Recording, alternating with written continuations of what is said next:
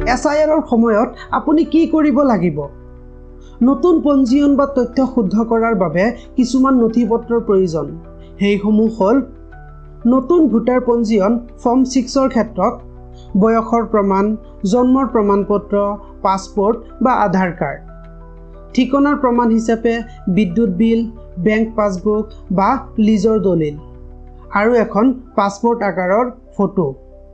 তথ্য শুদ্ধ বা ঠিকনা সলনি ফৰ্ম 8ৰ ক্ষেত্ৰত ঠিকনা সলনি হ'লে এটা ঠিকনাৰ প্ৰমাণ, নাম বা বয়স শুদ্ধ কৰাৰ বাবে বিবাহৰ প্ৰমাণপত্ৰ বা জন্ম প্ৰমাণপত্ৰৰ দৰে নথি।